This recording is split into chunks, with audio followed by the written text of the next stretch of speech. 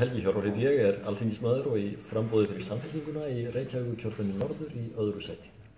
Ætlar þinn flokkur að vinna því að gera heilbrigðisþjónustu á Íslandi gjaldfrjálsa á næsta kjörtímabili? Já, við viljum gera heilbrigðisþjónustu gjaldfrjálsa í áföngum og ná áföngum á þessu kjörtímabili sem að hefjast. Við höfum áður, þegar við vorum í meirihluta, náð mikilvægum áföngum í þá átt. Við gerðum það gagnvart börnum, meðal annars í heilsugæslunni, og við gerðum það líka með tannlækningar barna sem að við gerðum gjaldfrjálsar í áföngum. Við tókum þátt í því að setja þak á lyfjakostnað og viljum að það sé sett þak á annan heilbrigðiskostnað hjá fólki heldur en lyfjakostnað, bara þjónustugjöld í heilbrigðiskerfinu og síðan sé það þak lækkað jafnt og þétt. Hvernig ætlið þið þá að hvað leyti þið sálfræði og tannlæknaþjónusta þar inni? Sálfræðiþjónustu í framhaldsskólum viljum við hafa í boði gjaldfrjálsa. Við viljum líka halda áfram að auka gjaldfrjálsar tannlækningar sem við innleiddum í tíð Guðbjarts Hannessonar heilbrigðisráðherra. Hún Hanna ber út blöð. Launin fyrir útburðin er 25.000 krónur á mánuði. Vegna svonefndra krónumóti krónuskerðingar eða sérstakrar framfærsluuppbótar ber hún einungis 2.000 krónur úr bítum. Finnst þér það í lagi? Langt í frá. Við viljum afnema krónumóti krónuskerðingarnar, við höfum haft tillögur það.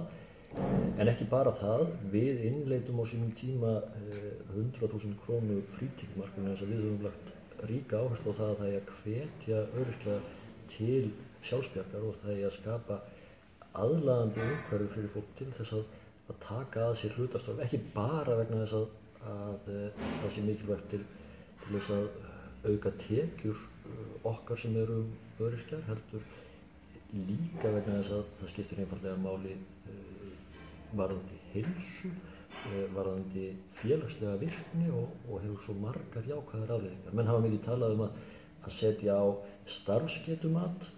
Það er svona neikvæð aðferð við það að knýja fólk til þess að vinna. Ég held að það sé sjálfsagt og einfalt að beita þeirri jákvæðu aðferð að draga úr tekjutengingum þegar að fólk er að vinna fyrir sér.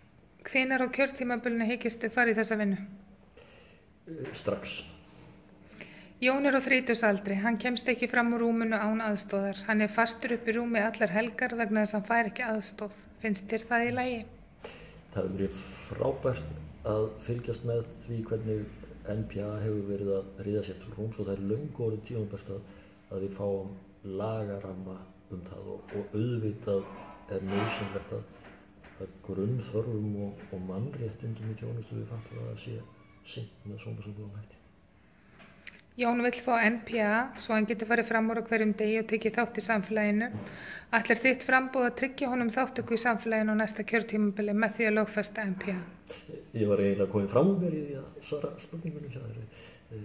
Svarið er já, ég held að það sé mikilvægt að NPA, það verði lögfestur rammi utan NPA. Þetta hefur verið mjög jákvæð og spennandi þróun undanfarin ár og löngu orðið tímabært að það sé settur laga. Hvenær þá á kjörtímabilinu myndið þið farið þessa vinnu? Ég held að það er að hefja hana strax, en ég legg hins vegar áherslu á að það þarf að vanda til henni og það skipti mestu máli á hún sé góð, frekar en hvort hún kemur að vorið eða hausti. Meirihluti bygginga á Íslandi er óaðgengilegur hreyfihömluðu fólki. Enda er ekkert eftirlit með því aðgengi sé í lagi. Þess vegna getur Jói ekki fylgt dóttur sinni á handboltaæfingu. Finnst þér það í lagi? Langt í frá að það sé í lagi og við þurfum að gera miklu betur í aðgengismálum heldur en gert hefur verið og hið opinbera getur haft mikilvægt frumkvæði í því. Ég held til dæmis að ýmislegt af því sem að Reykjavíkurborg hefur gert í aðgengi meðal annars með því að gera gangstéttir og aðra slíka hluti hanna þá þannig að hendi ólíkum hópum sé ágætist dæmi um það hvað er hægt að gera. Við höfum talað við slökkvilið höfuðborgarsvæðisins og þetta er verkefni sem það getur tekið að sér og sinnt samhliða eldvarnareftirliti. Myndi þeim flokkur vilja lögfesta slíkt eftirlit? Samfylkingin hefur ekki samþykkt það sérstaklega en mér finnst það góð hugmynd og liggja bara býsna nærri þeim verkefnum sem að slökkviliðið sinnir nú þegar. Hvenær á kjörtímabilinu myndu þið vinna að þessu verkefni? Mér er sjálfsagt að hefja vinnu við aðgengismálin strax í upphafi kjörtímabils en hvenær niðurstöður út úr slíkri vinnu kemur, það er erfitt að lofa það fyrirfram.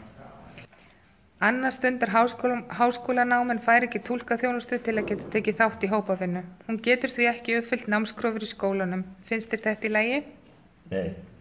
Ætlar þitt framboð að tryggja fötluðu fólki aðgengi að öllu námi á næsta kjörtímabili?